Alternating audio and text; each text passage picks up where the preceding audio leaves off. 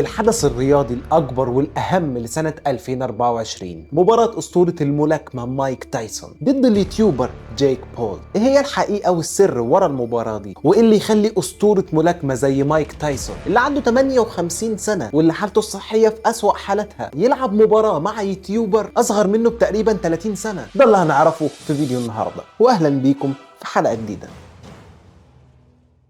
طيب هل زي ما ناس كتير بتقول المباراة دي مجرد تمثيلية؟ طيب قبل ما اديك بس رأي عشوائي كده اللي هو دي تمثيلية او لا مش تمثيلية، خليني الاول اقول لك احداث ومعلومات حصلت وممكن لو انت مش متابع الموضوع من البداية ما تكونش سمعت عنها. مبدئيا اول اعلان عن المباراة دي كانت من مدة طويلة، وبعدها مايك تايسون حالته الصحية تدهورت جدا، كلنا شفنا له صور وهو فعلا باين عليه تعبان وباين عليه السن راجل كبير في السن عادي مريض. فوقتها مايك تايسون اعتذر عن المباراة، ولكن جيك بول اصر انه يلعب المباراة دي، فاتفقوا في الاخر ان هم ياجلوها كام شهر. طب ايه اللي خلى مايك تايسون يرجع في كلامه؟ بسبب حاجتين. اولا الناس قعدت تلوم جيك بول في ان هو السبب في اللي بيحصل لمايك تايسون عشان مايك تايسون تعب اثناء التدريبات والتحضيرات للمباراه دي، فالناس يعني قعدت تقول له حرام عليك ده راجل كبير، الهبل اللي انت بتعمله ده، انت الشو بتاعك والحوارات دي قاعده بتدمر في صحه الراجل. فمايك تايسون زي ما تقولوا نفسيته حزت عليه، الناس قاعده بتتكلم عنه وكانه راجل عجوز وبيتعاطفوا معاه، فده استفزه مع استفزازات جيك بول اللي كان مقضيها على السوشيال ميديا بتاعته كلها عباره عن تريقه وفيديوهات على مايك تايسون.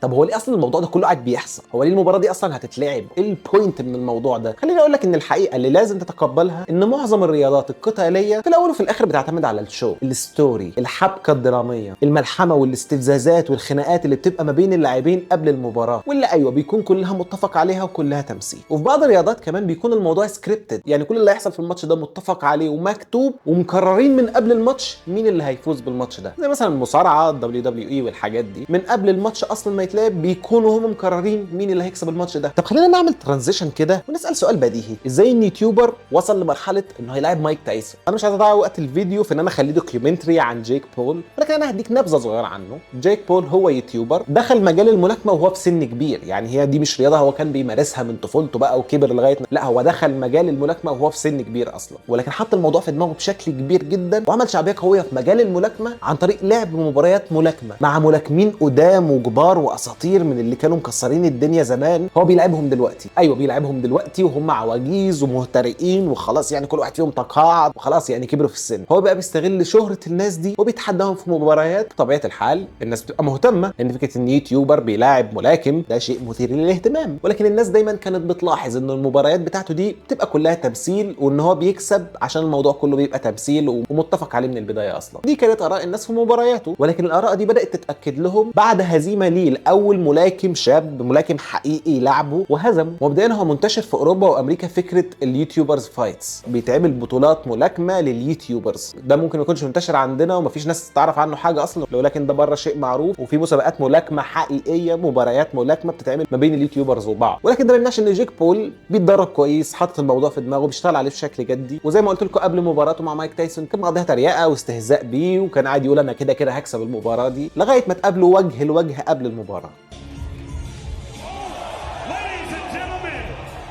ايوه كل ده كان تمثيل، لان زي ما قلت لك الموضوع كله بيعتمد على الشو، لو ده ما حصلش مش هياخدوا الهايب المطلوبه على المباراه. طب هل المباراه نفسها كمان كانت تمثيل؟ لو انت تابعت الماتش هتلاحظ ان مايك تايسون كان فعلا تعبان، وبعد تقريبا اول جوله بدا ان هو يخسر طاقته ويخسر سرعته. هو اصلا من البدايه داخل ده اكيد مش مايك تايسون طبيعي بحكم سنه وان خلاص يعني الشخص متقاعد، بس فعلا هو كان اثناء الماتش باين عليه التعب وباين عليه الاجهاد، وده طبيعي، اصل في الاول وفي الاخر ده انسان، يعني هو حتى لو هو كان مايك تايسون، حتى لو هو اسطوره، حتى لو هو ايه، في الاول وفي الاخر ده انسان، هيومن بينج، راجل عنده 58 سنه، لازم صحته هتتعب، لازم يوما ما هيموت زي ما كلنا هنموت، فده في الاول وفي الاخر انسان، فالوضع نفسه هو شيء طبيعي. ولكن بعد 8 جولات وفي الاخر كل اثناء المباراه اعتذر منه، تأسف له، سلموا على بعض، ودي اشاره واضحه تفهمك اخيرا ايه كان الغرض من المباراه دي. ايوه الغرض من المباراه دي كانت الفلوس. يعني هو مايك تايسون ناقصه فلوس؟ يعني انت هبل. بص حاول يكون عندك وعي وتشيل من دماغك فكره ان معنى ان الشخص غني وملياردير فهو مش عايز فلوس. مفيش حد في العالم كده، كل المليارديرات والمليونيرات لا زالوا بيشتغلوا عايزين يطوروا ملايينهم ويكتروا فلوسهم اكتر.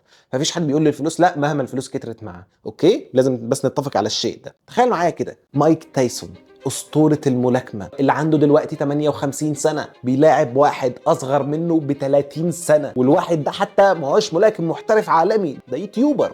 حدث زي ده يشد اي انسان. انت لو شخص كنت عايش تحت صخره، طلعت كده سمعت ان في واحد عنده 58 سنه ملاكم هيلاعب شخص عادي اصغر منه ب 30 سنه، انت من غير ما تعرف مين دول اصلا هتبقى عايز تشوف الماتش ده، هتبقى عايز تعرف ايه اللي هيحصل. الكونسبت نفسه يحمس اي حد. وارباح حدث زي ده ملايين الملايين. يعني مايك تايسون عشان يشارك اصلا في شيء زي ده اخد ملايين، واخد 50% من ارباح الحدث ده، يعني ملايين الملايين. يعني الموضوع يستحق. غير ان اي شخص مشهور مهما كانت شهرته دايما بيحب يفضل حديث الناس، دايما بيحب يفضل ترند، دايما بيحب يفضل ان هو موجود على الساحه، هو اللي هو الترند حال الناس كلها بتتكلم عنه، لان مهما كان هو اسطوره ومشهور مش هيقدر ان هو دايما يكون ترند. فمن فتره للتانيه كل شخص مشهور في اي مجال بيحب ان هو يعمل ترند، يبقى موجود. يعني للاسف الشديد يؤسفني اقول لك ان الموضوع ده كان مجرد تمثيليه، مجرد شو عادي، شو الناس تحضره تتبسط بيه، هم ياخدوا ارباحهم. انت شفت الهيصه والهوجه اللي حصلت، خلاص. ده هو بكل بساطه كان الغرض من مباراه مايك تايسون.